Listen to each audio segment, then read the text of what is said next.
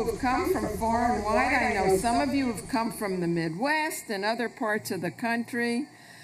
Thank you. Heartfelt thanks to everyone being here. And oh my goodness, these hearings. A travesty? A charade? A sham? Imagine this guy has been a political partisan for almost every huge event in the Republican Party. There's been Brett Kavanaugh, who co-wrote the Starr Report. We have a drummer. Who went against Bill Clinton on impeachment. Who joined George W. Bush's recount effort in order to ensure that he would be selected by the Supreme Court as president in the year 2000. Who went then, followed George W. Bush to the White House? Who became part of his White House counsel? And then who was staff secretary? And so are any of us surprised that Brett Kavanaugh has been nominated to the Supreme Court? No, I would say it's services rendered for the Republican Party. Now think of all the Republicans in the country, lawyers, who would actually be good judges. Might be a little too conservative for us, but good, solid judges. Is that Brett Kavanaugh? No. Just today, and this is important, there was a case argued in a district court in Texas challenging the constitutionality of pre-existing conditions. That's part of our affordable health care bill. Who, on the D.C. circuit, not once but twice, was in the dissent in a case upholding the Affordable Care Act? Brett Kavanaugh.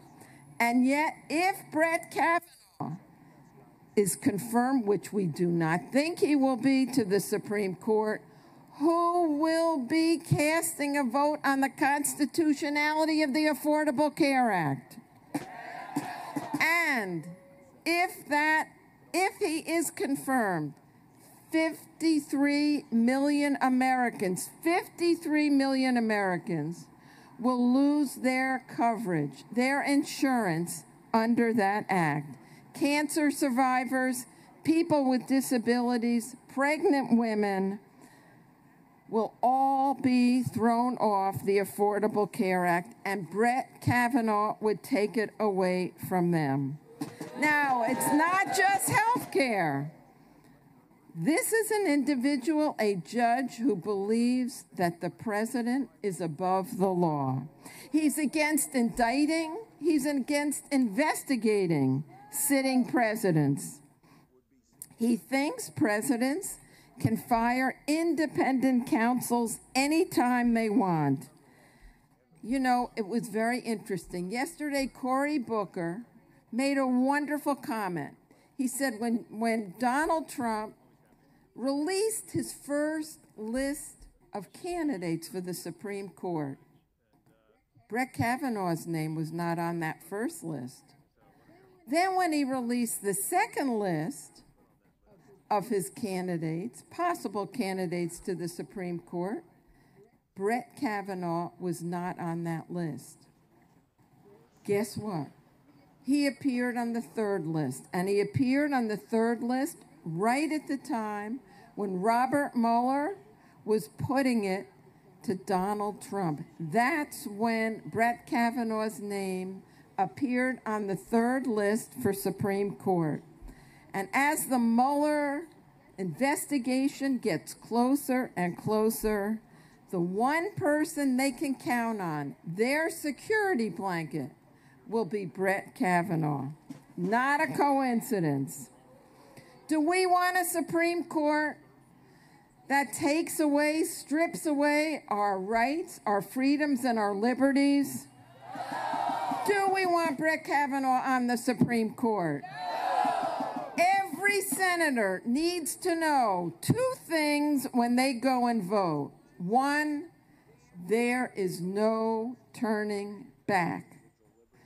You pass a law, piece of legislation, you can modify it, change it, revise it, give it to the agencies to play around with it. Once you put someone on the Supreme Court, they are there for life. There is no turning back. Number two, each and every senator voting on this nomination is going to be confronted for the next 30 years, not 80 times, 90 times, but over 100 times as decisions get handed down from the Supreme Court. These senators will be confronted by his votes and by their votes. So we know what we have to do this week. We know we've got to reach out, we've got to contact, we have to weigh in and tell our senators, vote no on Kavanaugh. Thank you very much, and keep fighting.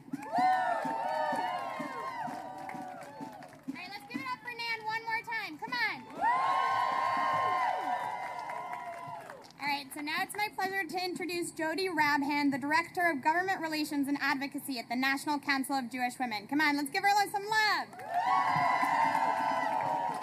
Thank you. Can you hear me? All right. You know, at NCJW, along with, so many of you here today, we've been outspoken about Judge Kavanaugh based on what we know of his record. And after 2 days of a sham, outrageous, and frankly immoral hearing, I can tell you we know it is exceedingly clear to us that Kavanaugh would roll back so many of the protections that we hold dear. And among our concerns for the future of abortion and healthcare rights is our fundamental right to individual freedom and the tenet upon which this country was founded, which is the separation of religion and state. That's right. NCJW proudly worked with 37 faith-based, non-theist, religiously affiliated organizations to express our concerns about these very principles. And we sent them in a letter to the entire Senate about Judge Kavanaugh. Kavanaugh's record suggests that he would not preserve the wall separating religion and state, these protections that are guaranteed to us in the First Amendment to the U.S. Constitution. In fact, he backed a Texas high school's decision to allow student-led prayers over the public address system at football games. You know what I say to that? I say, Kavanaugh. That's right. He praised former Chief Justice Rehnquist for helping to dismantle the idea that a strict wall separates religions and state. What do we say to that? Kavanaugh. And he would use religion as an excuse to make it harder for women to get birth control. Again, we say Kavanaugh. And there is so much more. If only I could have the floor all night. But this is not someone we know who respects or supports a woman's right to bodily autonomy, to make her own faith-informed decisions about her body. And this certainly isn't someone who supports or respects a plurality of religions in this country. Given Kavanaugh's speeches, his writings, his efforts, there is much that we know. We have concerns that he would require the government to carve out religious exemptions, even when it could harm someone, that taxpayers could be forced to fund religious activities and education, and that he would reject 5 decades of Supreme Court decisions that bar public schools from supporting prayer and religious activities. Do any of these sound like a good idea to you? That's right. We weren't founded as a nation offering religious freedom for some, right? That's right. We were founded as a country with religious freedom for all. Our courts, our Supreme Court, must not undermine this. We say to our senators that on behalf of our members across the country and millions of religiously affiliated people in this great nation of ours, to reject Judge Kavanaugh to the Supreme Court. Thank you. Thanks. Kavanaugh! Kavanaugh! Kavanaugh! Kavanaugh! Kavanaugh! Kavanaugh! Kavanaugh! Woo! Has anyone here ever had, currently have, or hopes to have a job? Well, bad news. If Kavanaugh is elevated to the Supreme Court, he is an attack on workers, and I'm proud to introduce our next speaker, Sarah Steffens, the Secretary General of Communications Workers of America. Hello. So, as the mother of 3 daughters, I have a lot of reasons to worry about Brett Kavanaugh, but I would say topping my list is his long record of siding with corporations and against working people. You just can ask all my fellow union members, our NABIT CWA technicians at CNN. They lost their jobs and their union representation when the company created a phony reorganization scheme to get rid of the union. When the case came to the U.S. Court of Appeals last fall, Judge Kavanaugh concluded that the company was not liable for violations of the National Labor Relations Act, and it should not have to pay back wages. Or, boo, you could ask CWA members in Connecticut who were mobilizing in a contract fight and they were wearing union t-shirts to protest their treatment by the company. Judge Kavanaugh took AT&T's side, writing that it seems reasonable for AT&T to prevent union members from speaking out in this way, despite a long list of national labor relations decisions upholding our rights to wear union apparel of different kinds. And then in another case, Judge Kavanaugh sided with Verizon, arguing that employees who left union signs in their cars in the employee parking lot were actually picketing in violation of the union contract. Crazy, right? In fact, it seems Judge Kavanaugh has rarely encountered any worker whose rights he wants to uphold. In 15 of 17 cases concerning workers' rights, Kavanaugh either sided with employers against employees or against our employee unions, or with employers against the NLRB. Kavanaugh's unwillingness to protect workers even extends to life or death situations. A lot of you have heard of the case of the SeaWorld trainer who was killed while working with an orca. In that decision, Judge Kavanaugh dissented from the majority, calling OSHA protections paternalistic. So our next Supreme Court justice is going to play a crucial role in deciding cases that affect worker safety, collective bargaining, access to health care, voting rights, LGBTQ rights, the rights of the disabled and the rights of immigrants, the rights of people all over the country. And a review of Kavanaugh's records on these issues shows a hostility and a basic understanding of working people and what we need and the laws that protect us. In case after case, Judge Kavanaugh has sided with privileged and powerful CEOs and against working people and our families. We can't have another Supreme Court justice who believes that the rights of corporations are more important than the rights of people. That's why my union, the Communications Workers of America, opposes the confirmation of Brett Kavanaugh to the Supreme Court.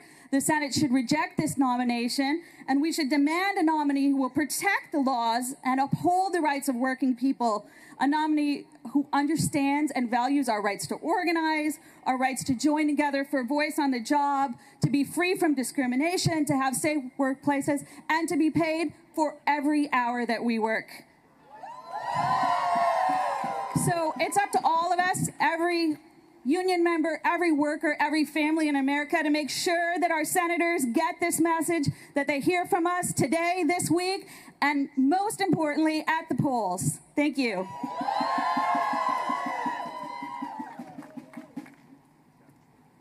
How great was that? That was amazing. Woo! All right.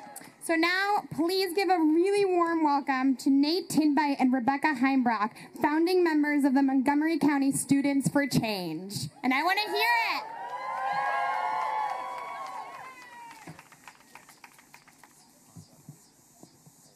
Hello. My name is Nate Tinbite. I'm a junior at John F. Kennedy High School and a founding member of Montgomery County Students for Change. Today, in this defining moment, we need to make it clear that we as Americans will not be summoned to immorality anymore. Our politicians need to understand that what is facing our Supreme Court today are not liberal issues or conservative issues. They are human right issues. This foundation and core principles of this country are at stake, and we have to be the new and compassionate generation to fix this. When Betty Friedan and Gloria Steinem and the women's rights movement were challenged and called naive and ignorant and inferior, they persevered through unity, banded together through a common idealism.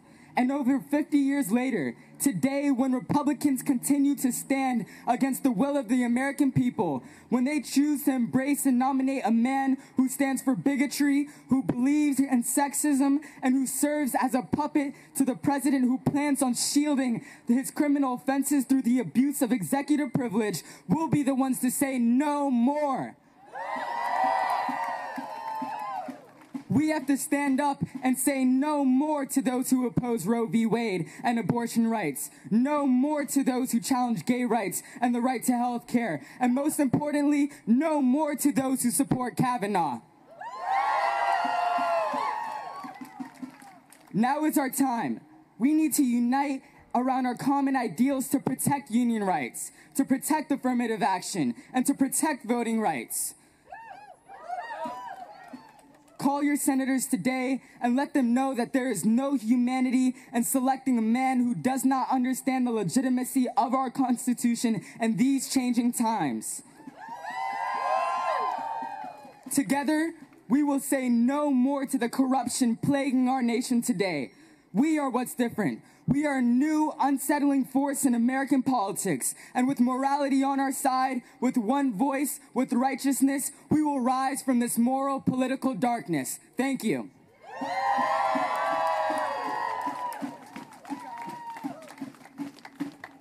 Hello. Hi. My name is Rebecca, and I am a sophomore in high school. Thank you. 2 more years. Every day that I go to school, I fear for my life because at any moment I could be shot and killed.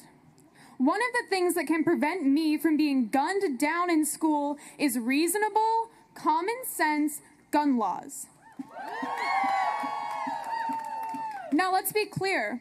The reforms I support do not infringe on your Second Amendment rights. Rather, they protect all of our rights to life, liberty, and the pursuit of happiness. Supreme Court nominee Judge Brett Kavanaugh has views relating to assault weapons that are radical, outside the mainstream, and are not in the best interest of our country. Military-style weapons, such as the AR-15, are the weapons of choice in almost 80% of mass shootings. Judge Kavanaugh believes that despite this danger to our society, they are nonetheless protected by the Second Amendment. The AR-15 was specifically designed for war. This weapon was designed to enable soldiers to kill as many people as possible in as short a time as possible. To claim that any citizen should have the constitutional right to own a battlefield weapon is simply ridiculous. It infringes on the constitutional rights of the rest of us, and it is killing students. Judge Kavanaugh can tweet out his thoughts and prayers, but when it is time to take action, he would allow a weapon of mass destruction to be readily available to the public. Judge Kavanaugh turned away from Fred Guttenberg, the father of Parkland massacre victim Jamie Guttenberg. And it's no wonder, because Jamie's killer used the same type of gun that Kavanaugh wants people to have easy access to. Judge Kavanaugh has no respect for the families of shooting victims, and he has no respect for the millions of students in the U.S. that will be put at even greater risk if he is approved. The NRA paid for millions of dollars in ads so that Kavanaugh would be confirmed. Kavanaugh is bought and paid for by NRA blood money. Is that the kind of person you want in office for life? And to the senators who may vote yes, my blood and the blood of 56.6 million other students is on your hands. Save our lives and vote no, because we are watching you and we will vote you out.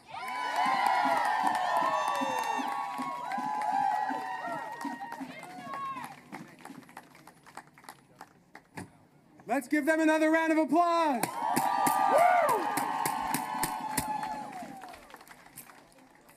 Republicans got to understand that they're losing an entire generation with the stuff they're pulling. The youth will win. I'm very pleased to introduce our next speaker. He's a champion on issues like climate change and on so much of what we care about. He's the senator from Massachusetts, Ed Markey. Thank you so much. Thank you all so much for coming out here today for this historic fight. And that's the only way to describe it. Some of the most historic cases in our nation's history on a woman's right to choose, on environmental protections, on same-sex marriage were decided by a single vote. We should all be very scared that Brett Kavanaugh could become that key deciding vote on the most important issues facing our country. The list of Brett Kavanaugh's anti-environment, anti-consumer, anti-woman, anti-worker decisions is enough to guarantee that Donald Trump is jealous of what Brett Kavanaugh has already accomplished in undermining the rights of Americans. And that's why Donald Trump nominated Brett Kavanaugh for the Supreme Court of the United States. And that's because we know what Judge Brett Kavanaugh will do when he becomes Justice Brett Kavanaugh. Overturn Roe versus Wade. Destroy the Affordable Care Act and punish millions with pre-existing conditions. Pollute the environment. End net neutrality forever. Punish union workers and their families. The biggest corporations, big oil, big pharma, big banks, are all cheering the nomination of Judge Kavanaugh because they know he will be their ultimate trump card on the Supreme Court. They want to use Brett Kavanaugh to turn the Supreme Court's motto from equal justice under the law to justices under corporate influence. But we only know this because of the documents that we do have. But the documents which we don't have could implicate him in so many other things, so many other areas. Torture, same-sex marriage, Enron, weapons of mass destruction. The list goes on and on and on. They will not give us the documents to find out what Brett Kavanaugh was writing about when he was working in the Bush White House. The archives has said that there are 7 million pages related to Kavanaugh's record, but Congress has only gotten 7% of those 7 million pages, and only half of those 7% is available to you, the public of the United States. We have only seen the tip of the Kavanaugh papers iceberg. The Trump White House must release every single one of Brett Kavanaugh's records so that the American people can judge Brett Kavanaugh for who he really is. Otherwise, we have to continue to ask, what are they hiding? What they're willing to do is to give us all the papers which they think will not disqualify him from serving on the Supreme Court, and none of the papers which will disqualify him from serving on the Supreme Court, and we're going to fight them every single step of the way until every one of these documents is out there so that the public can see. What are those disqualifying documents? What did he say? What did he write? The American people have a right to know. Let us know. Let us never forget that Brett Kavanaugh has been nominated by someone implicated and all but named as a co-conspirator in federal crimes. Brett Kavanaugh's nomination is tainted and should be considered to be illegitimate. And that is why we have to stand up and say no. No to special interests. No to big oil. No to the Federalist Society. No to the Koch brothers. No to a further extension of Citizens United, making it possible for corporate interests to buy the entire federal government with undisclosed, unlimited amounts of money. That's where we're heading with Brett Kavanaugh on the Supreme Court of the United States of America. The Trump administration's assault on the rule of law is relentless, but so are we. We are not going away. We are not giving up. We are going to fight back against these attacks. We're going to raise our voices for women to make health decisions about their own bodies, for workers to have the dignity to be on the job, for the environment to be protected, for LGBT not to mean let's go back in time, which we know that Trump and his nominees are going to wind up doing to that community of our brothers and our sisters. So, ladies and gentlemen, we're going to have to do everything we can to make sure every document is out there. There are no secrets from the American people. There are no documents which we cannot see. They are pretending that somehow or other the republic will collapse if ordinary people can read all of these documents that Brett Kavanaugh was preparing for George Bush in the White House. Well, ladies and gentlemen, we don't agonize, we're going to organize. And we're going to make sure that every day that Donald Trump has Brett Kavanaugh up before the Senate of the United States, that we are up and we are active. So I thank each and every one of you for everything that you're doing. This could be the most important vote that any member of the United States Senate ever cast. This could be the deciding vote on every single important issue in our country for the next generation. So we cannot give up. We cannot give in. We're going through a funny period right now where nostalgia has replaced the idealism which we need for the issues of today. But for the poor, the sick, the elderly, the disabled, the environment, the past is just a memory, and the future is their hard reality if we do not get the records of Brett Kavanaugh to be made public, so that ultimately we are able to reject him as being unworthy of a seat on the Supreme Court of the United States of America. Thank you for everything you're doing. You are the people. You must keep fighting. Thank you for everything that you are doing. Thank you.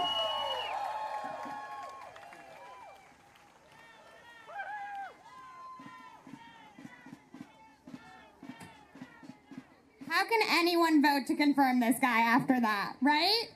All right, so now I'm going to introduce Judith Howell, SEIU member of 32BJ. Give it up for Judith.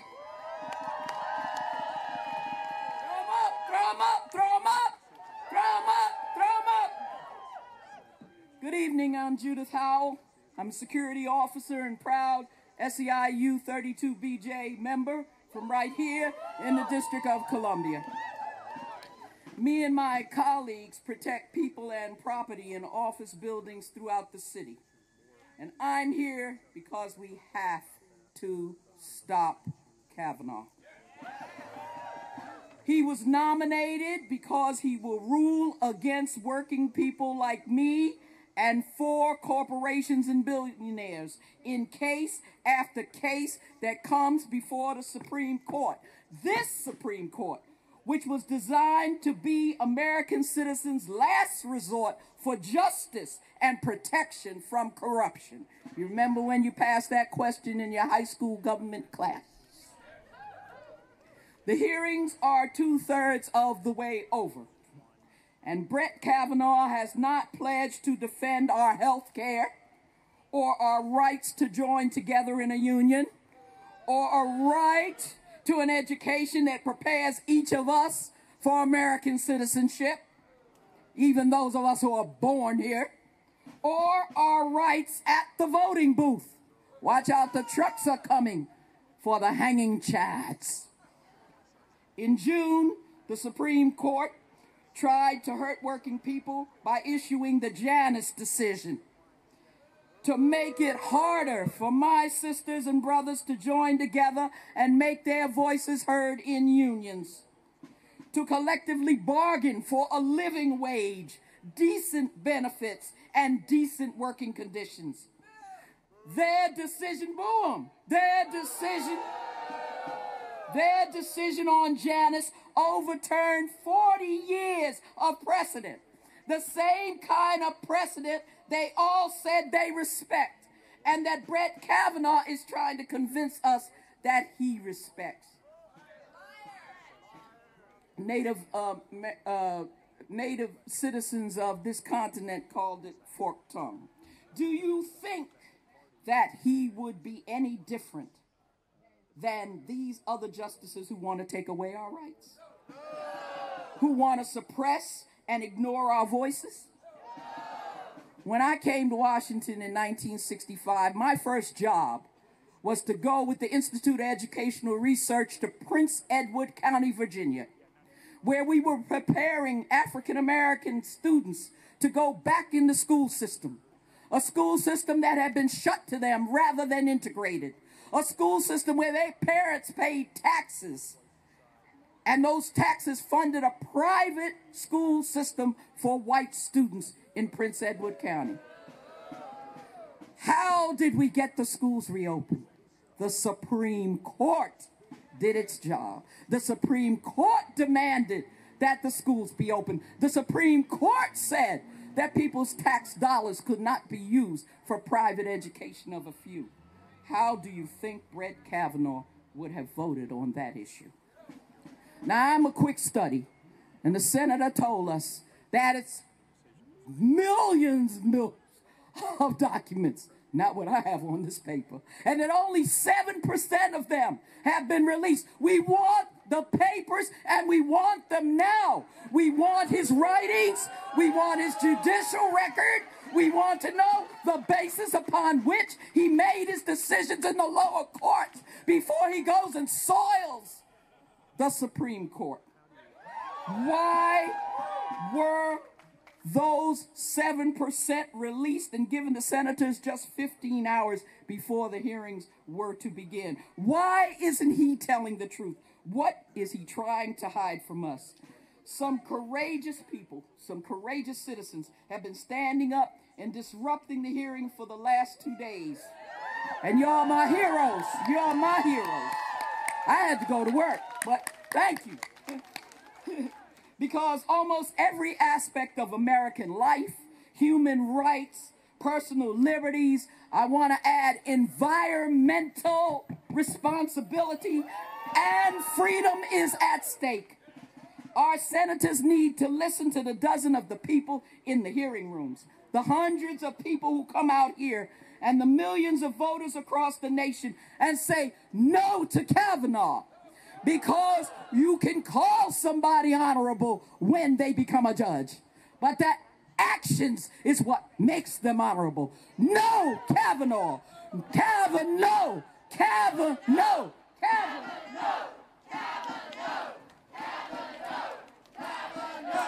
Kavanaugh! Kavanaugh! Kavanaugh! Let's give another round of applause to Judith Howell. I have a question. Is hiding all the records of your work in Republican administrations the American way? No! I think it's time we hear from someone from People for the American Way. Deanna Brooks, Director of Outreach for People of the American Way. Let's give it up.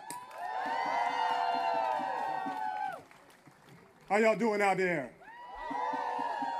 We're in a fight today, aren't we? We're in a fight today, aren't we? I can't hear you. We're in a fight today. Because we stand up for justice, equality, and the American way.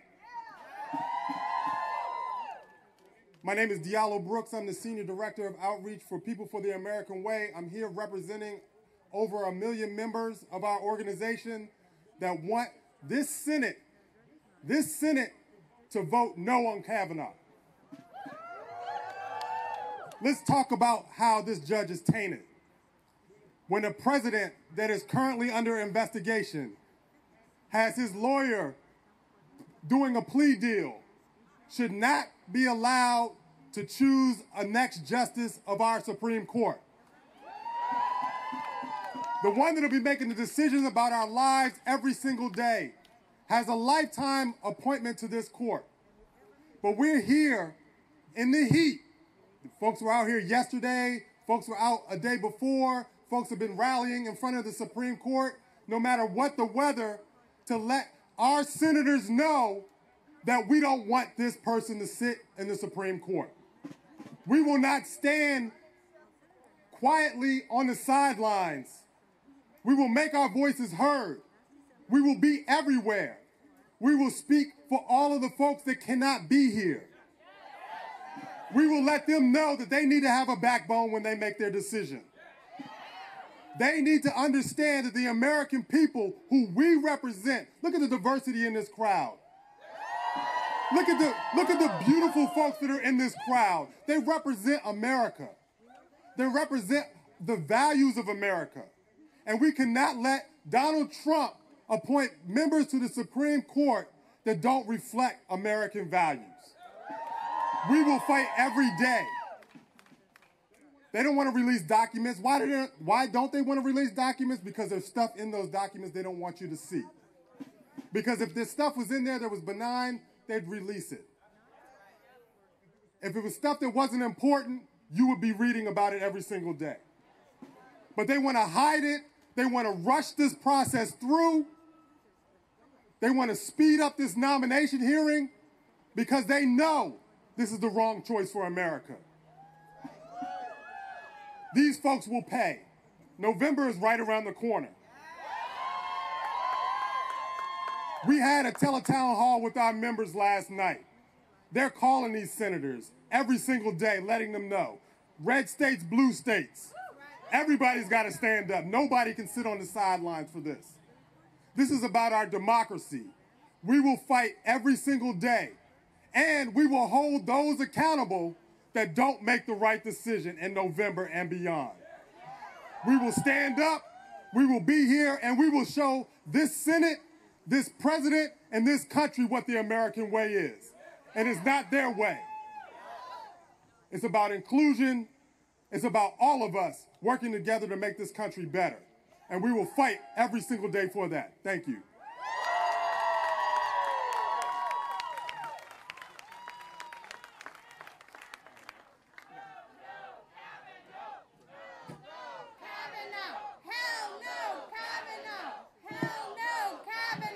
All right, so now I'm going to introduce Gracia Martinez from United We Dream. I'm sorry. So let's give it up for Gracia.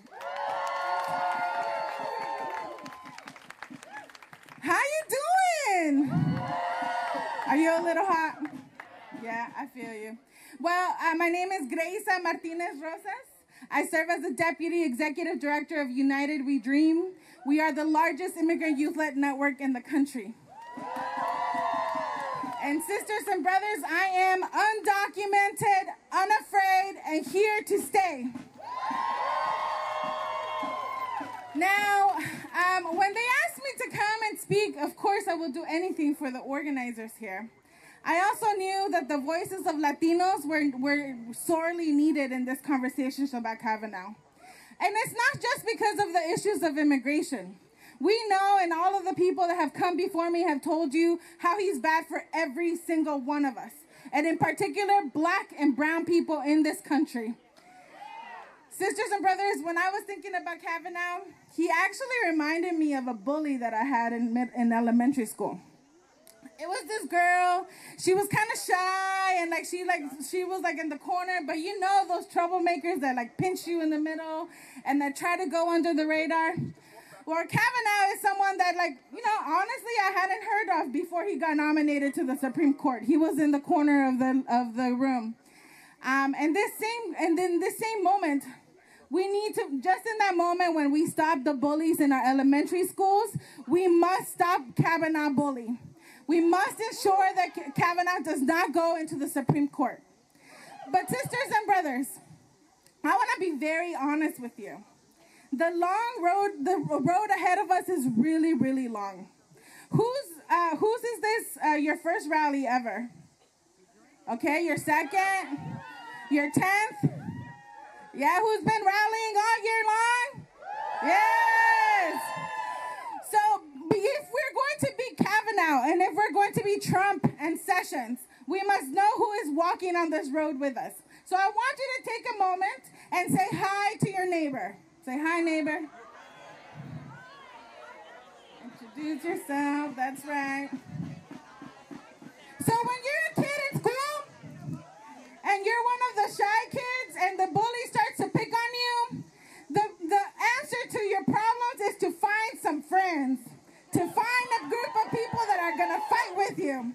And sisters and brothers, we have our friends right here. I want to be very clear. Kavanaugh is a threat to my way of life. Just a couple of months ago or years ago, we have seen that he was someone that said that undocumented women being held in ICE detention should be forced to carry a pregnancy that she was not ready to do. This same man said that the workers and the unions had a tainted lawsuit because undocumented workers decided to speak up for their labor rights. Sisters and brothers, I don't need to lay it out for you. You see Twitter, you see Facebook, just like I do. But the truth of this moment is that we're not going to only stop at stopping Kavanaugh. We're going to take back the House. We're going to make sure that all of our friends vote. And we're going to make sure that immigrants are here to stay. ¿Se puede? ¿Se puede? Okay, one more time, but let's get up like all your Latino energy you have in front of you. You ready? ¿Se puede? That's right. Sí se puede. Sí se puede. Sí se puede. So, the Senate is deliberating right now, but there are a lot of Democrats in the House who know that Kavanaugh is a problem too. And I'd like to introduce their leader, our friend Nancy Pelosi, Democratic leader of the U.S. House of Representatives. Thank you, Ben. Thank you, Move On. Thank you for the Alliance for Justice for this Kavanaugh press event. Thank you all for what you have done. For a long time, we had to fight the repeal of the Affordable Care Act. We were successful because all of you told your stories at 10,000 events around the country. Here in Washington, but around the country. Know your power.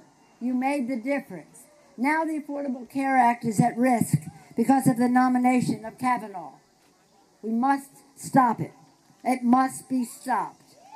Whether you are here with the Dreamers, with the little lobbyists, Charlie is here, our little lobbyist who's been to every event, parents, activists, members of Congress. I see my friend Jan Schakowsky and Bob Kramer here. I know other members of Congress of the House are coming and going. We all salute you for what you are doing and what you have done.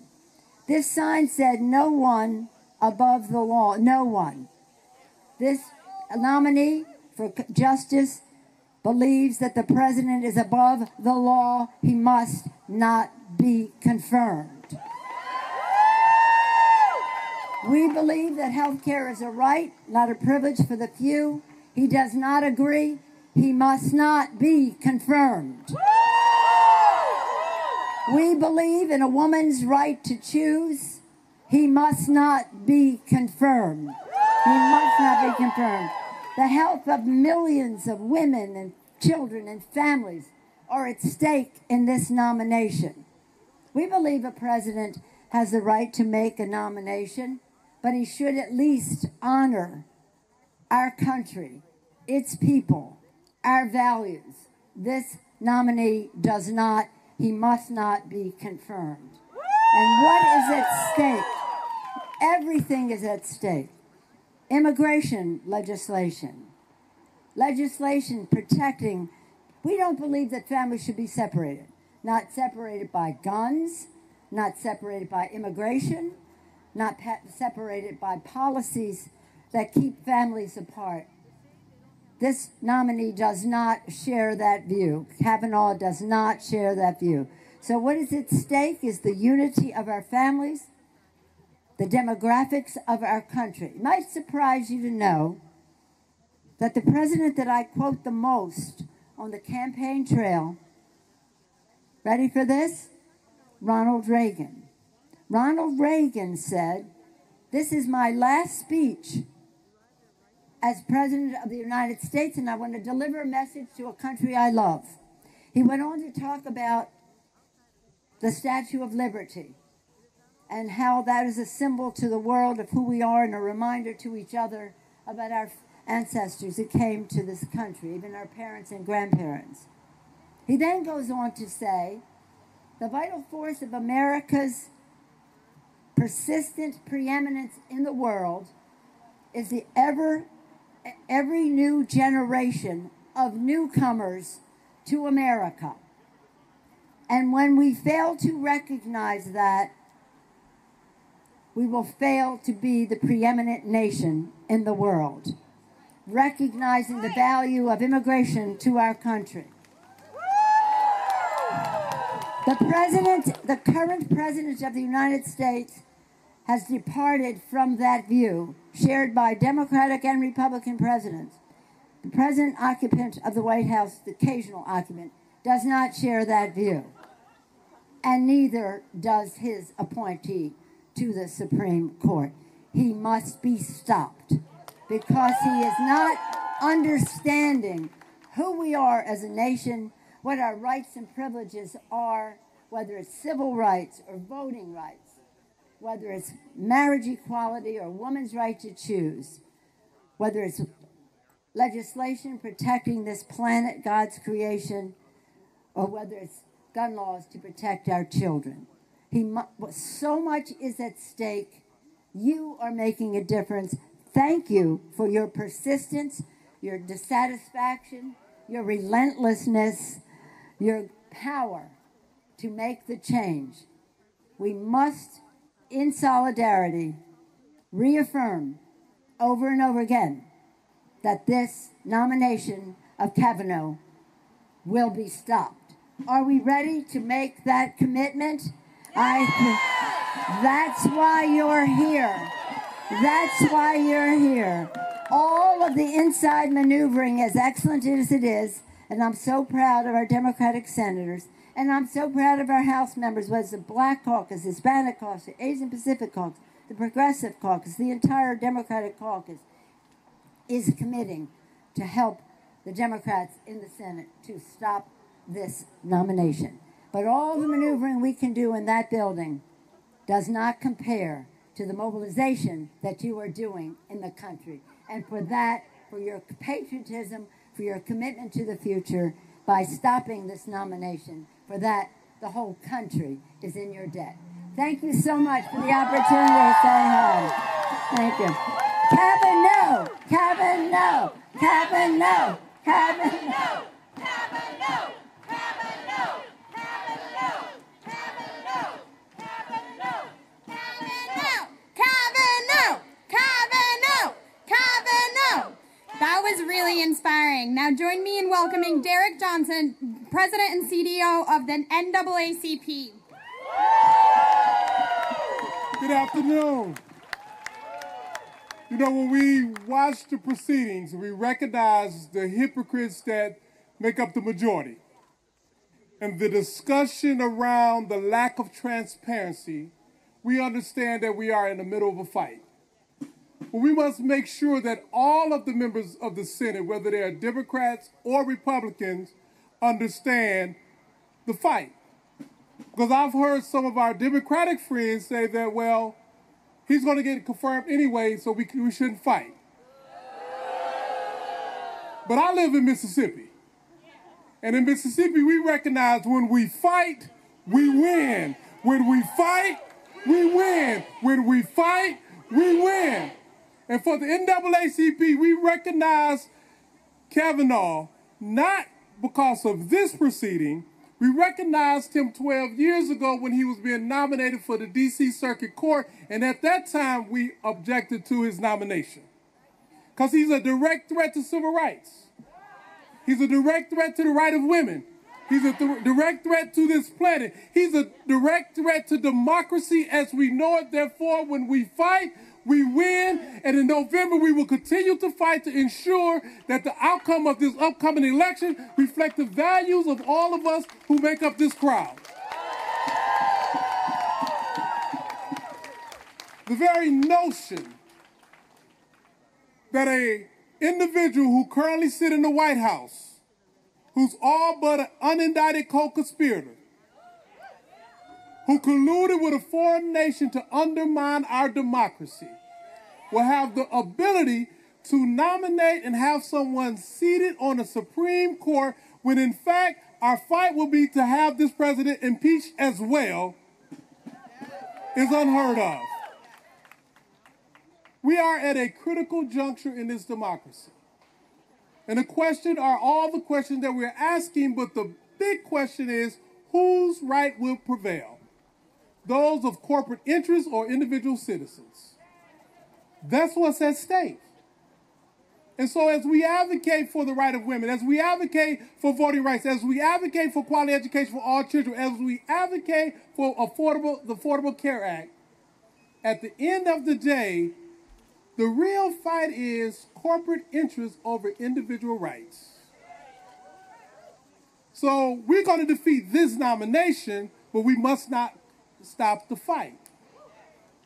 Because they're going to continue to push and push and push. But as I said earlier, when we fight, we win. When we fight, we win. When we fight, we win. Peace and power.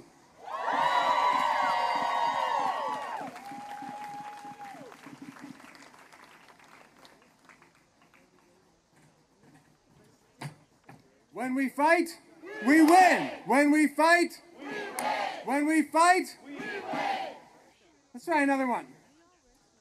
When our freedoms are under attack, what do we do? When reproductive justice is under attack, what do we do? When our health care is under attack, what do we do? When planet Earth is under attack, what do we do? When the rule of law is under attack, what do we do? When everything we care about, because that's what's on the line here, is under attack, what do we do? So I want to welcome our next speaker. She's on her way to the stage right out here. Last year, activists working with a movement across the country did the impossible. We stopped the repeal of the Affordable Care Act. Everyone said it was going to be impossible, that it was a done deal. But we stood up and we fought back. And I remember July 28th, 2017, about 100 feet from here, some of the folks right around here at 1:30 in the morning were celebrating at the moment when Lisa Murkowski and Susan Collins and John McCain, may he rest in peace, put their thumbs down and voted against repeal. Do you remember that moment? And some of the voices that were most critical in that fight were the voices of people who had everything to lose, for whom everything was at stake. And I'm talking about people with disabilities and people with kids with complex medical needs that knew the necessity, the urgency of healthcare. So I want to introduce, and I'm so excited to introduce our next speaker, Elena Hung, the co-founder of Little Lobbyists, and her daughter, Jamara. Thank you so much for being here.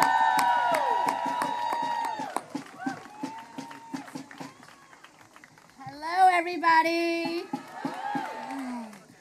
So I want to introduce you to my daughter, Xiomara. Say hi, everybody. Say hi, Xiomara. And I want to tell you why we are here tonight instead of at home, and why we've been here week after week, month after month, for over a year now. Xiomara spent the first 5 months of her life in the neonatal intensive care unit, and she was born with 10 pre-existing conditions. She uses a tracheostomy to breathe and relies on a feeding tube for all of her nutrition. But I am thrilled to tell you that Xiomara is thriving today. And she is thriving because of the quality health care she received. She recently celebrated her 4th birthday. So happy birthday, my love. And she is starting school next week. And access to health care makes all of that possible. There are millions of medically complex kids just like her across the country. And for over a year, our kids' right to health care has been under attack by our government. First by Congress in their multiple attempts to repeal the Affordable Care Act, and then by the administration in gutting the ACA, creating junk health care plans that don't cover much, and filing a lawsuit to declare protections for pre-existing conditions unconstitutional. That's right. And now our rights are threatened once again by the nomination of Judge Kavanaugh, a judge with a hostile record against those protected by the ACA, as well as millions of Americans with disabilities. His statements on the ACA strongly indicate that if he's given the chance to strike down parts of the law that keeps millions of Americans alive and out of bankruptcy, he will. And you know, also troubling is the fact that as a judge right here on the DC Circuit Court, Kavanaugh ruled that certain people with disabilities could be forced to undergo elective surgeries without their consent. That's right. So Kavanaugh is telling us that our own bodies are not ours to control. And you know, as the mother of a disabled child who relies on the protections of the ACA, this is just unacceptable to me. And a Supreme Court appointment isn't like our elected officials where we get the chance to vote them out every 2 or 4 or 6 years. If confirmed, Judge Kavanaugh could be on the bench for up to 40 years. That's right. That's right. That means that his opinions will affect my daughter, and it will affect all of us for generations. So as I stand here before you today once again, and I'm looking at my daughter, I know that I cannot take that risk. Can you? Can we afford a Supreme Court justice who will threaten the health care of 130 million Americans with pre-existing conditions?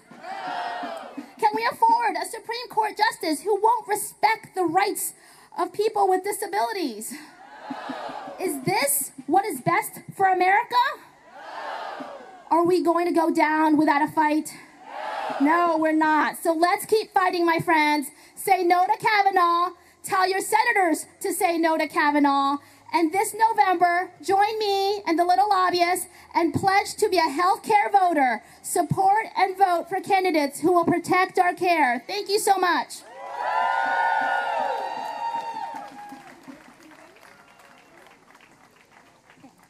How are we doing? Good? All right, so join me in welcoming Mara Kiesling, founder and executive director of the National Center for Transgender Equality. Woo! Good evening, everybody. I am so proud and honored to be here tonight representing over 2 million transgender people in the United States. 2 million transgender people who face exorbitant rates of job discrimination and Title IX education discrimination and housing discrimination and healthcare discrimination. I don't know what Judge Kavanaugh is hiding, but he is hiding something. Today, he would not say whether he is President Trump's get out of jail free card. We cannot risk that on the Supreme Court. What I do know is he has been pre-vetted and promised to eliminate the Affordable Care Act. The Affordable Care Act, which Elena just described very well, is so important to people with not just with pre-existing conditions, but people with, I don't know, bodies and health. So yes, there are 1.3 million, or sorry, 130 million of us who are considered to have pre-existing conditions, but there are over 300 million of us who need health care. It is a human right, and they want to take it away from us. Today, in a Texas court, the Trump administration refused to defend the ACA. They are trying to take it down in the courts, and that will get to the Supreme Court. And Judge Kavanaugh has been pre-vetted by the Federalist Society to take that down. Transgender people, until the Affordable Care Act came along, couldn't buy individual insurance because we were considered automatically to be a pre-existing condition.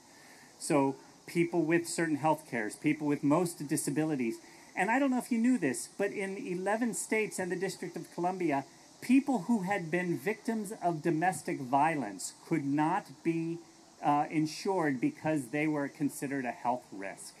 That is outrageous, it is immoral, and they want to bring that back. Judge Kavanaugh is a threat to civil rights, women's rights, absolutely despicably children's rights, immigrant rights, LGBT rights. He is a threat to our to the progress we've made over the last century. We must get together to fight and beat him. We need to stand together, we need to fight together, we need to vote together, and when we do those things, we absolutely will win together.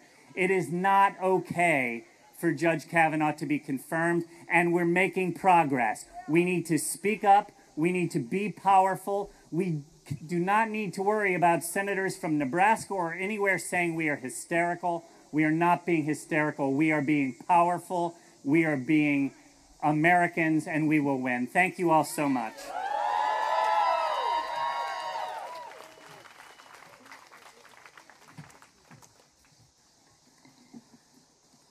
For some confusing reason, the Republican Party, which has been railing for decades about the Supreme Court, all about one issue, about Roe versus Wade, about choice, is now suddenly silent on the issue.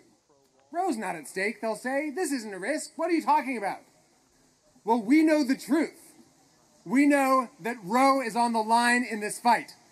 And now I'm very pleased to introduce our next two speakers. They are abortion storytellers with Planned Parenthood. Anyone here like Planned Parenthood? They are Erin Panichkol and Sophie Brill. Give them a round of applause.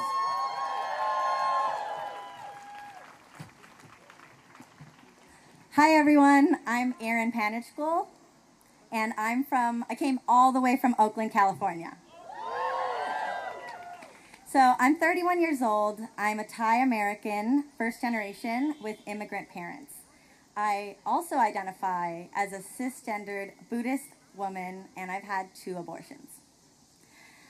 The abortions I've had, I am absolutely where I am and who I am today because of the access that I had to safe and legal abortion.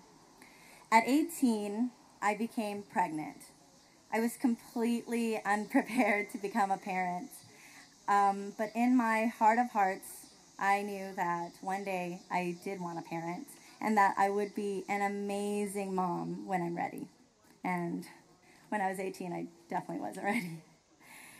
Because I had an abortion, I was able to graduate from UCLA with a women's studies degree. Yeah. So at 27, I became pregnant again. I was in my first year of law school, and I was completely lost. I was taking the NuvaRing religiously for 7 years. I didn't even know I could become pregnant. And I was my first year of law school. I was completely lost, trying to navigate post-grad education as a first-generation American, and also the first in my family to go to college.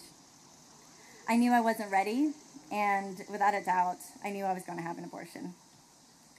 Because I had that abortion, I was also able to graduate from Thomas Jefferson School of Law, and I was able to land my dream job. I now work at If When How. It's a national network of law students and attorneys, and what I get to do is train and organize law students to bring reproductive justice to their campuses and communities all over the country.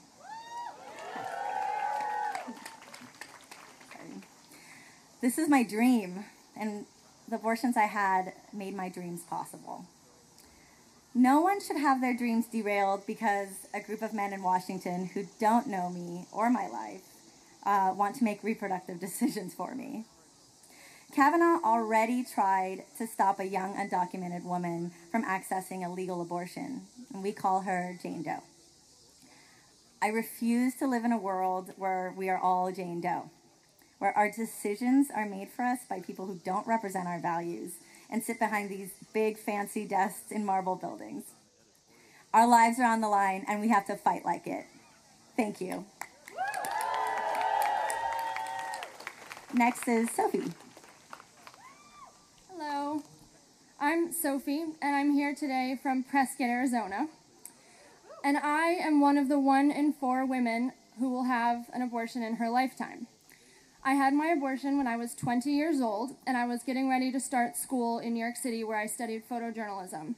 I was putting myself through school, and I wanted to start my career before I became a mother, and I was not going to let a pill malfunction get in the way of that. So when I became pregnant, I made the best decision for myself at that time. I have no regrets, but I did not make the decision lightly.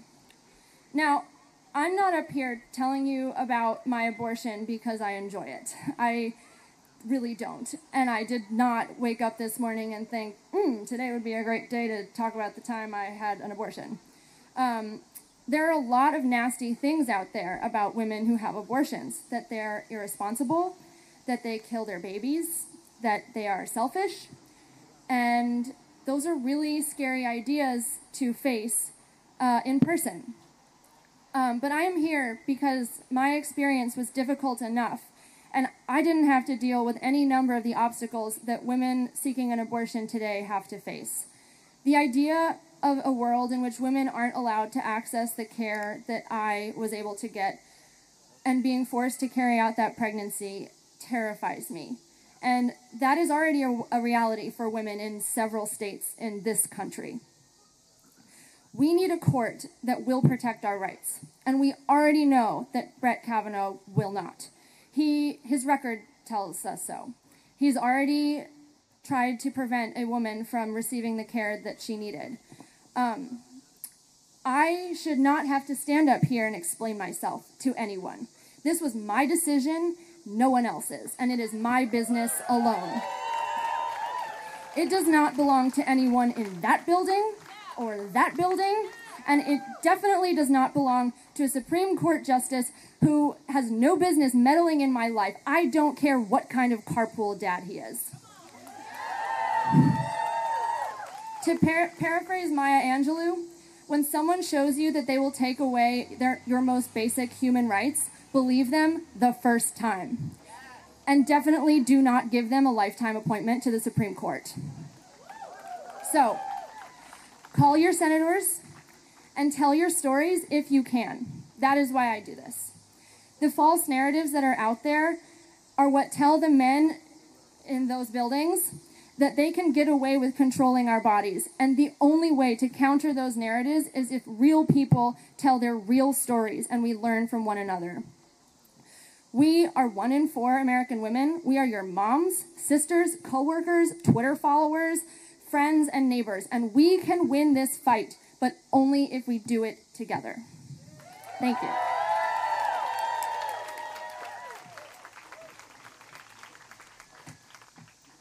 Thank you to Aaron and Sophie. It's really these personal stories that are going to get us the victory because this fight is really personal. Now it's my honor to introduce Kevin Curtis, Executive Director of the NRDC Action Fund. Give it up for Kevin. Thank you very much. It was quite, I'm so proud to follow those two women. The NRDC Action Fund has never opposed a Supreme Court nominee, and our sister organization, the Natural Resources Defense Council, has only opposed one nominee before today. In almost 50 years, we have built a proud and successful history of defending the environment and the earth based upon an independent and strong judicial branch applying the law. But today, sadly but proudly, we are here opposing our first ever Supreme Court nominee because the environment simply cannot afford another anti-environment Supreme Court justice who will allow our nation's polluters to drag their feet for another decade or even longer. Climate change is no longer a theoretical threat. 2018 has given us our biggest taste yet of what a warming world looks like. Instead of the 75 degrees days we tend to get in September here in DC, we're in the middle of a 90-plus degree week. Historic fires range across the West. Intense rains are contributing to the record floods. The threat is real, it's here, and it's going to get worse if we do not act. There are two segments of Brett Kavanaugh's history that bear out the need to oppose his nomination to the U.S. Supreme Court. First, he served as staff secretary for President George W. Bush, whose administration amassed a terrible and embarrassing anti-environmental record. Yet his papers and his role from that era have not been made public. I remember the Bush-Cheney energy policy. It blatantly favored the polluting industries, the fossil fuel industry, and took no meaningful steps to address climate change. The committee, the Senate, and the public deserve to know Brett Kavanaugh's role in developing and implementing the Bush-Cheney administration's anti-environmental policies. Secondly, in his 12 years as a federal judge on the U.S. Court of Appeals here in the District of Columbia, our lawyers have analyzed his record and found four major patterns of concern. One, he routinely favors industry interests over the public's. Over and over and over, he has sided with industry. Second, he has voted over and over and over again and decided over and over again to limit the public's access to courts. Third, he has undercut the authority of independent agencies and regulatory agencies to keep American families safe in all sorts of ways. We're focused on the EPA. He has amassed a record of votes and decisions that make clear he does not accept much of EPA's authority. He will vote to undercut EPA's regulations. Finally, he has weakened the enforcement of existing environmental law. He has done that over and over again. So, in conclusion, the NRDC and its Action Fund proudly join this amazing coalition and strongly call on the U.S. Senate to reject Brett Kavanaugh's nomination to the U.S. Supreme Court. Thank you.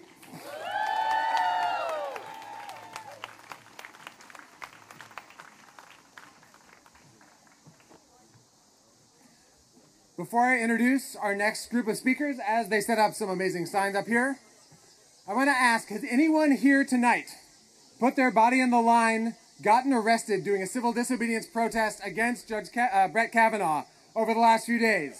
Let's give them a round of applause. People are going to the mat in this fight, and the press will have you believe that there is not the kind of energy that can stop a bad Supreme Court nominee, but we and the movement across this country are proof that they are wrong. Now, the fight does not end here. Today, there are questions. Tomorrow, there are questions. On Friday, there will be witnesses speaking about Judge Kavanaugh, including John Dean, who knows a little something about lawless presidents and how to bring them back into the Constitution, which is to say out of office.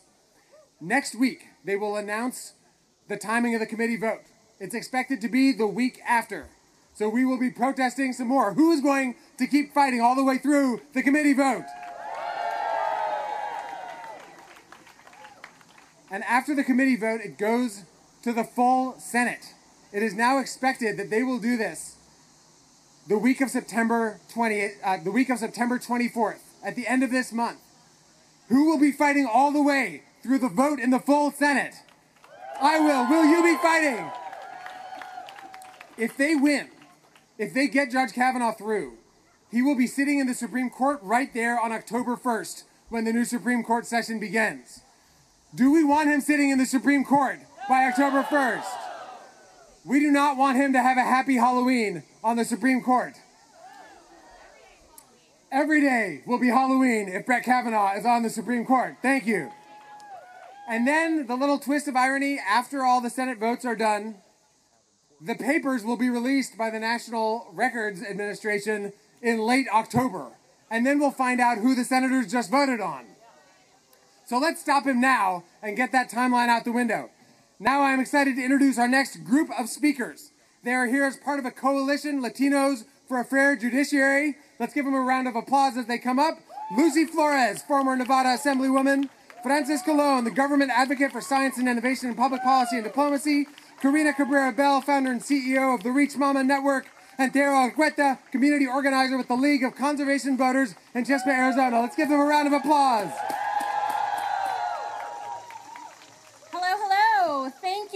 Thank you so much to each and every single one of you for being here. Who is ready to stop Kavanaugh? I know, we're going to do this again because we need the energy, because we need it to last a while. Who is ready to stop Kavanaugh?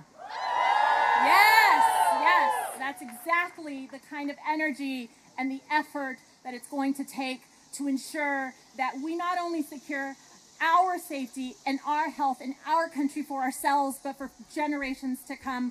I'm Lucy Flores. In 2010, myself and 3 of my colleagues were the first Latinas ever elected to the state legislature in the history of Nevada. In 2014, I also became the first sitting legislator to speak during official testimony about my choice to have an abortion.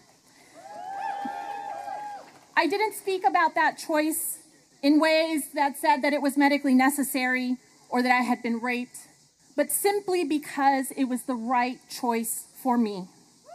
And when I did that, I punctuated that testimony with these words: I do not regret it.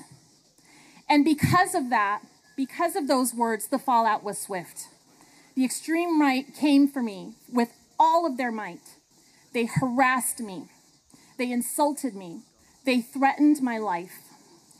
I had to cancel all of my public appearances for weeks after my testimony. I had Capitol Police assigned to me for weeks after I gave that testimony. I knew that speaking so honestly about my choice to have an abortion was abnormal, but never did I think that those words would cause me to wonder if I was going to die because of them.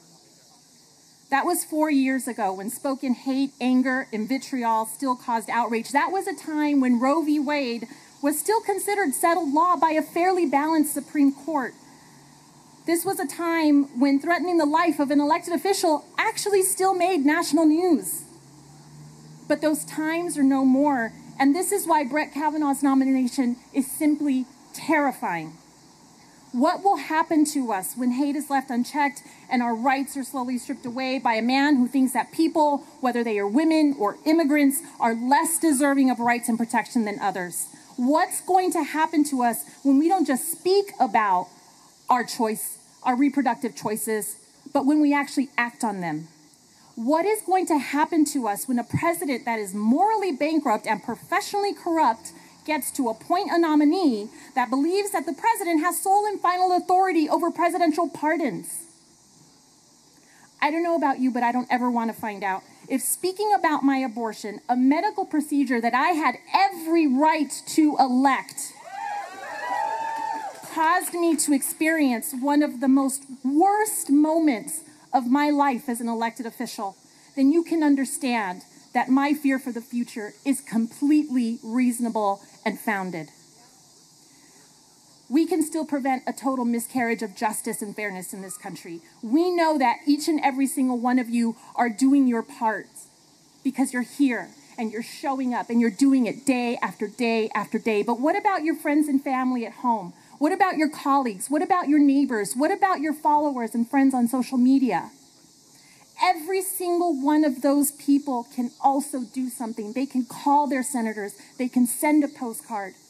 They can send a tweet. They can do everything that we're doing amplified by millions. It took literal blood, sweat, and tears to earn the rights that we have. And when we begin to lose those rights, don't be that person who looks back and says, I could have done more. Be the person that says, I did my part and helped safeguard my future and the future of generations to come. Thank you.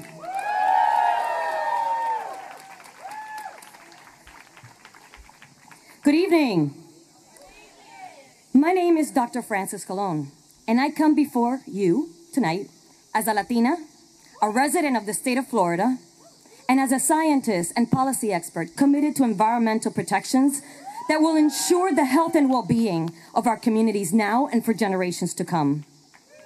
But I'm concerned about Judge Kavanaugh's nomination to the Supreme Court. 89% of the time, Judge Kavanaugh's opinions and votes sided with less clean air and water, picking polluters and the elected officials they donate to over people. Judge Kavanaugh has sought to constrain the EPA's power to implement the law and attempted to limit the power of laws like the Clean Air Act to protect public health. He does not believe our communities need protection from air pollution that crosses state lines, or that the EPA should prohibit mining companies from dumping into waterways. Financial hardship to mine owners needs to be considered, he has argued. Senators must expose Judge Kavanaugh's judicial philosophy that includes restricting the rights of people to participate in agency rulemaking and access our court system before any vote is taken. The fact is that the Supreme Court could very well be the last line of defense against an administration that has an anti-science and deregulation agenda. Judge Kavanaugh's record gives me little comfort that he will be that check on the ongoing assault on environmental protections. I am concerned because low-income communities and communities of color bear the brunt of loose environmental regulations. Ask the people in Flint, or ask the many communities in my communities of South Florida that had to boil water for extended periods of time after Hurricane Irma. I am concerned because loose environmental regulations led to the recent toxic algae blooms in Florida that shut down businesses and killed off marine life in the coasts of my community this summer. We need the EPA and other government agencies to work for us, the people, and we need the Supreme Court to allow them to do that. I call on senators this week to question Judge Kavanaugh's record on environmental protections and to protect us, the people you work for, senators. We elected you to speak for us, to fight for us. This is the time. Thank you. Okay, Frances. So I've traveled over 3,000 miles to be here today. I am one of those sappy moms. I have 2 little girls. One is 4, the other is almost 2. And they were crying as I was leaving. And I was like, no, I don't need to go to DC. There's plenty of people. And then I said, but I'm doing this for my girls.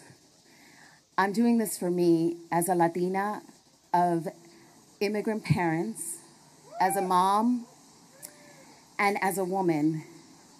I need that my voice be heard today. And I want to make sure that my girls that are multicultural, my girls are Latina, Black, and Asian, and I need them here to be represented.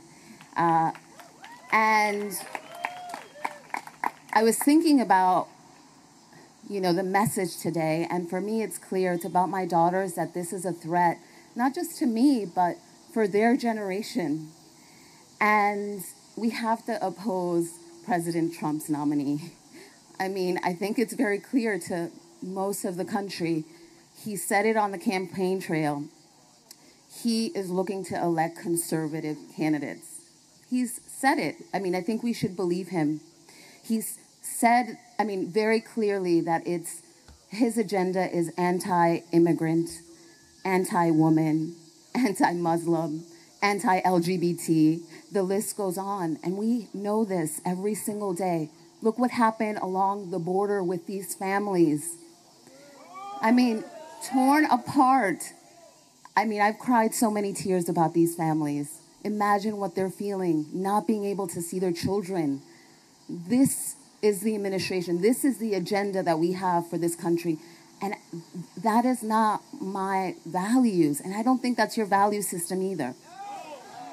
And Kavanaugh's record is very clear.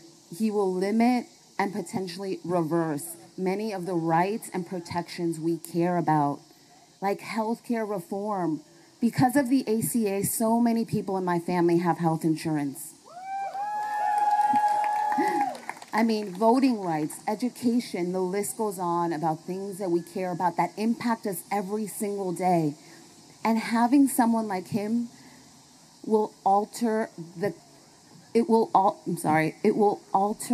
balance of the Supreme Court for just too many decades for us to not do more. And so I urge you to call on your friends, because we're going to need more than just us here today. Call them, tell them that we need them, and to urge their senators to not vote for Kavanaugh. Thank you.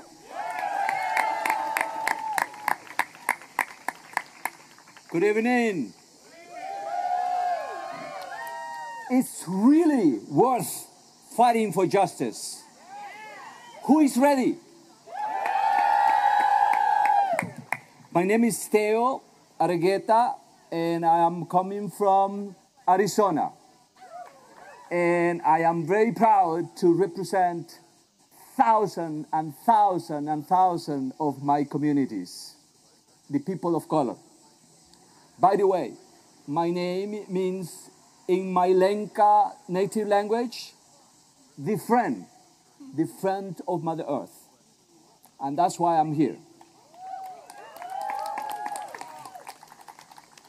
Laws and judges must protect Mother Earth and the people who are suffering from the most polluted areas in our planet. In Arizona, the heat, the pollution is so high that a third grade student with asthma can tell you, I don't need sciences to verify that the heat and the pollution is creating this respiratory problem for me. Land, water, air have become fundamental values in our democracy. The Supreme Court must empower people of color to participate in the process of making decisions which will impact the environment, will impact our daily lives, will impact a simple human act of breathing, drinking clean water, and having green spaces for our children. People of color should not be asking to breathe clean air. Should not. People of color should not be fighting for those basic human needs, basic human rights. And yet, here we are. We must come together. All together, united, and fight together. This is my fight. This is our fight. This is your fight. We are here to make sure that my senators, Flake over there in Arizona, and John Kyle, the new elected senator, listen to the people. We do not want this nominee in the Supreme Court. We don't need them. We don't need him. We need judges who understand that our communities and most people in our country want a strong environmental protection regulations. Very strong. And I'm here, again, from Arizona, to ask all the senators to vote no on this nominee. We have the power to decide. Senators have the power to remove him. We have a lot of power. En nombre de la democracia, en nombre del medio ambiente, en nombre de la madre tierra, en nombre de nuestras comunidades, fuera este hombre. La corte.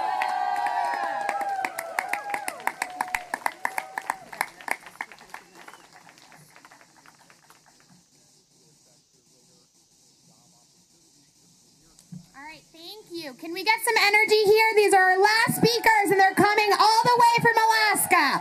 Can I hear some more? Come on, come on. So the people I'm going to introduce actually saved us the ACA. They were part of that fight that Ben mentioned earlier, so we really got to give them a big round of applause. So I'm going to introduce Erin Jackson Hill, Melina Marvin, Marlene Flynn, and Regina Randall. Give it up for all of them.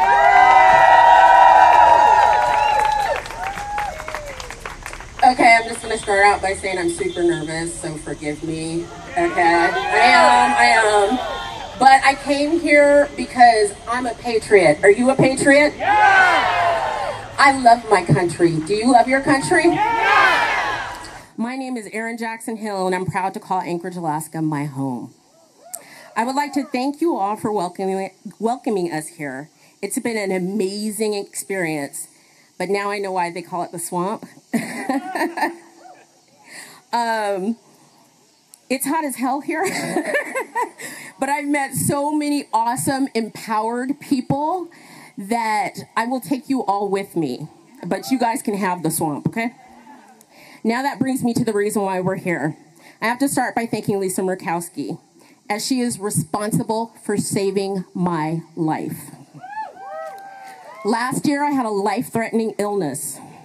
I lost my job and had to go on Medicaid. Without Lisa's vote on health care, I would not be standing here today with a new job and health insurance. But the fight is clearly not over. We are asking Lisa to stand up. A vote for Brett Kavanaugh is a vote to change what it intrinsically means to be an American. He has already stated quite clearly that the President of the United States is above the law. It is for that reason, and that reason alone, that he was nominated. Our democracy is at risk, and history will judge everyone that does not stand up against this despotic president. Let's face it, the current scandal-ridden administration is a train wreck, and that light at the end of the tunnel is a train. We have a president that has made a mockery of the office, and Congress is complicit. But we cannot lose hope. Congress works for us, and some of them will be receiving their pink slips in November. Alaska is lucky. We have one senator that actually listens to us. Just one. She listens to her constituents, studies the issues, and has the courage to stand up. She has shown she has the ability to stand up, and we're asking her to do it again. Lisa, we know you love this country, and that is why we're imploring you to stand up. With John McCain's death, there is even more of a need to stand up for what is right. Stand up for the environment. Stand up for Indigenous rights. Stand up for LGBTQ rights. Stand up for reproductive freedom. Stand up for affordable health care. Stand up for voting rights. Stand up for America. Make no mistake, ladies and gentlemen, regardless of what that vampire says, the truth is the truth. And so, we're asking everyone to stand up with us today and just say, Kavanaugh! Kavanaugh, Kavanaugh, Kavanaugh, Kavanaugh. Thank you.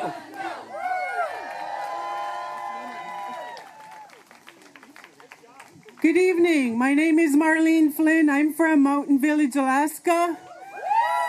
I'm speaking on behalf of all the people that cannot be here to speak tonight.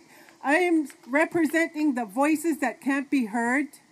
I am speaking on behalf of the people who have to subsist. They need their rights to hunt, to fish in the waterways and subsist in Alaska like the people that have done it before me, before all of us, before the people I come from. The indigenous. I am indigenous to Alaska and its waterways, to its subsistence rights, hunting rights, food gathering rights, and I'm speaking on behalf of all the people that cannot afford a piece of chicken from the grocery store because there's no grocery stores that, well, I go to Fred Meyer's in Fairbanks and I pay what, $7, $8 for a piece of chicken? A piece of chicken in Mountain Village will be 4 times that price. The people that I represent cannot afford groceries from a grocery store. We have long hunted, fished, and my people cannot go back to the time of broken treaties. I am standing up for all the young people that are going to be here. When I'm not here, I am standing up for the people that I want to learn to be here, to rally and fight for their rights. We cannot,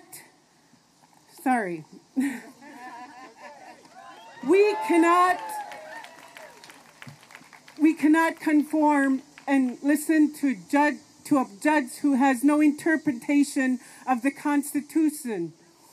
I believe that the Supreme Court should not be political with partisan politics.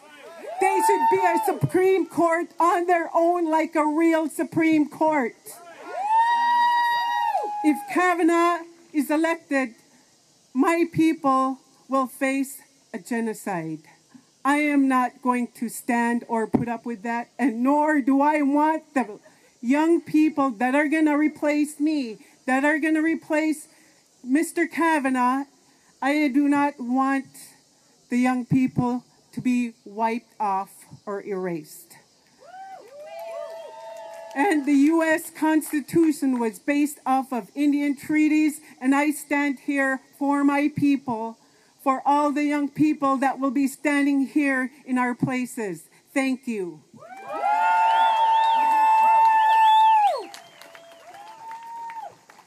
Hi, my name is Gina. Very wonderful to be here tonight. We've all traveled a very long way. We're exhausted. It's been absolutely amazing experience. And, you know, I don't have anything prepared. We were all kind of just like thrust up into this position. But, you know, we're here with you and we stand with you. And we're here because we care. And we all know what is at stake with Kavanaugh.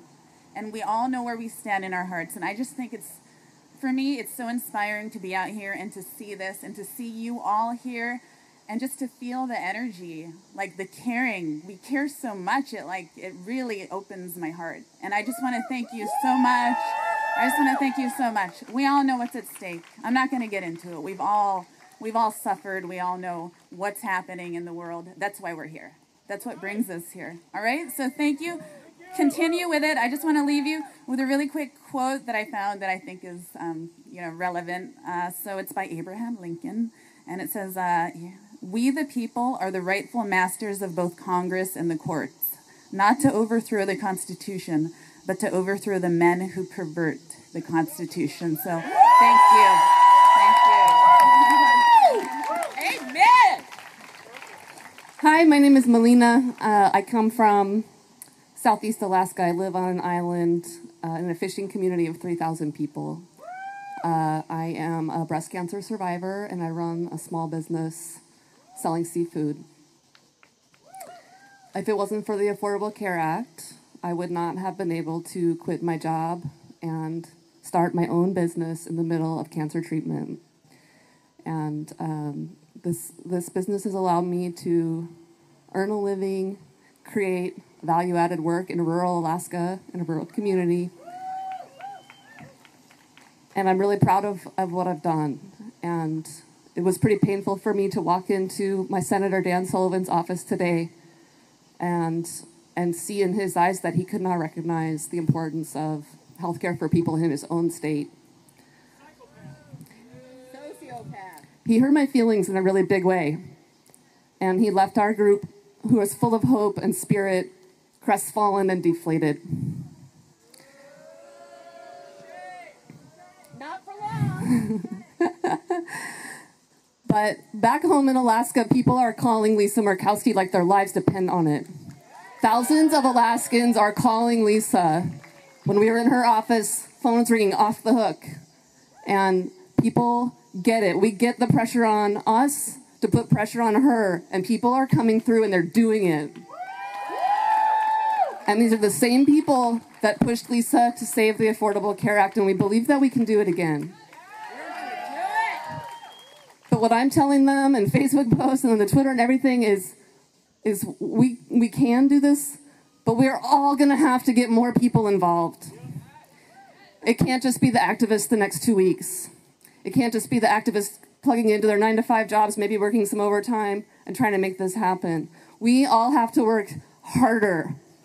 And we have to find more people who can work harder. And we have got to find people who have never organized before, and we've got to give them a crash course. And in the next 2 weeks, they've got to become organizers, and they have to become organizers who can organize other people to become organizers. That's the only way we're going to do this. And I'm sticking my neck out and going home and telling people we can do this.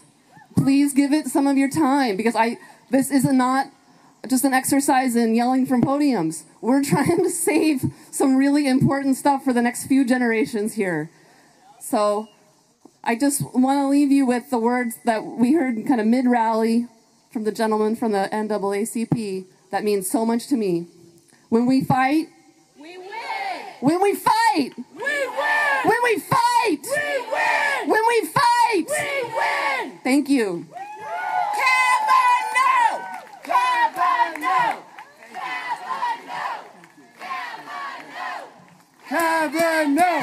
Kavanaugh! Kavanaugh! Kavanaugh! Kavanaugh! Kavanaugh! Kavanaugh! Last one! Kavanaugh! Amazing. Thank They you. heard us? I think they heard us in there. I think they heard us in there. Oh, yeah. Let's give another round of applause to our amazing friends from Alaska. This country owes you a debt of gratitude. We are going to end tonight with some thanks. But I will also note that the protests continue tomorrow. They continue midday in the Hart Senate office building. They continue at 6 p.m. right here.